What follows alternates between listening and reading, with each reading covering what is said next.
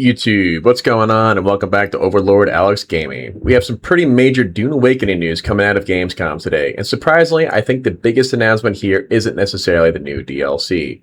Funcom has officially shown off Dune Awakening running on PlayStation 5, announced a new film-inspired DLC coming alongside the console release, and perhaps most importantly, Crossplay has officially been confirmed for Dune Awakening. So let's go through everything Funcom has announced, what this means for existing PC players, and why I think we're starting to see the beginning of the major push towards September 22nd. Starting with PlayStation, Funcom released around 7 minutes of gameplay captured on a PlayStation 5 Pro. And this is really our first substantial look at how the game is going to perform on Sony's console. We're going to have two graphical modes, performance mode at 60 FPS at a dynamic 4K, and quality mode at 30 FPS at a dynamic 4K as well.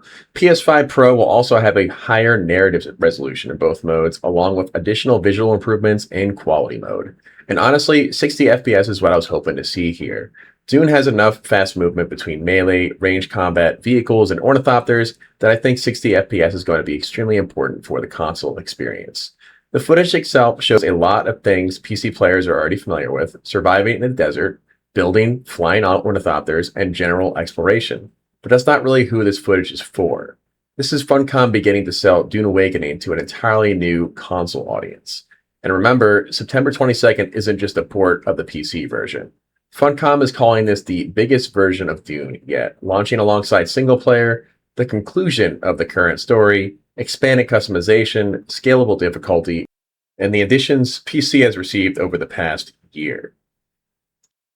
Next up, we have a completely new DLC called the Filmic Archive. And this is interesting because Funcom is leaning much harder into the recent Dune movies in this case. The DLC launches September 22nd on PC, Xbox, and PlayStation for $9.99 US. We're getting the Aegis of the Unwalked Path armor, inspired by Paul's visions of Fremen Holy Warriors in Dune Part 1. We're also getting the Kaladin Stormcoat, worn by Paul and Duke Leto. There are also additional film-inspired outfits, and probably the biggest piece for builders is an entire 73-piece Sardaukar building set. I'm definitely going to be using this for sure. And apparently, we haven't seen everything yet. Funcom is doing the full Filmic Archive revealed during the Xbox Gamescom broadcast, which is going to be really soon as time of this broadcast. So we're going to get a better look at the actual cosmetics and building pieces then. Personally, I think this is a smart DLC for them. One of Dune Awakening's biggest advantages is obviously having access to the Dune universe, and there's a huge audience that knows Dune primarily through the recent Dune movies that came out in the last couple of years. If you're bringing those people into the game on console, giving them recognizable outfits and architecture from the movies makes a lot of sense. The thing that interests me the most, and I'm sure this is probably important for a lot of folks that want to play with their friends in the future, but crossplay is officially coming to Dune Awakening. Now, Funcom has directly confirmed that crossplay is planned after the console launch, so don't expect it on September 22nd. Now, there's an important caveat here.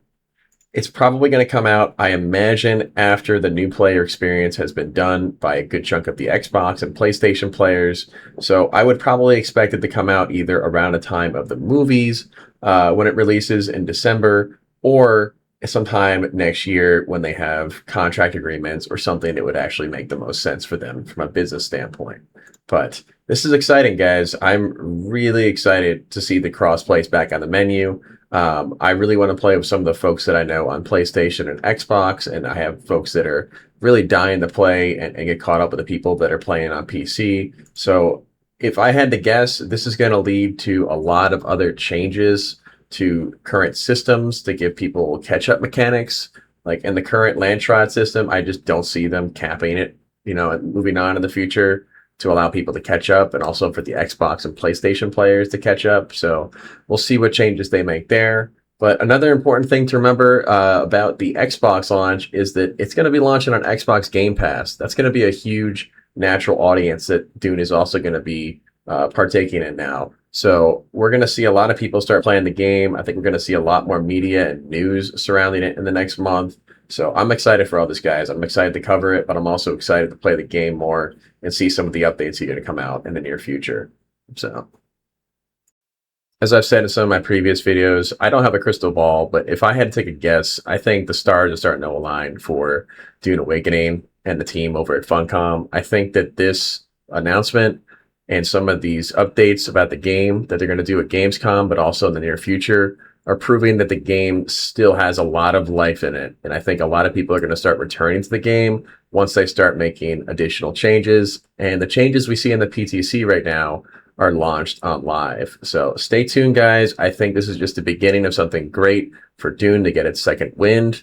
And don't forget to drop a like or subscribe and tune in for more Dune Awakening content from my channel over here. It goes a long way for the algorithm. And I'll see you guys in the next one. Peace.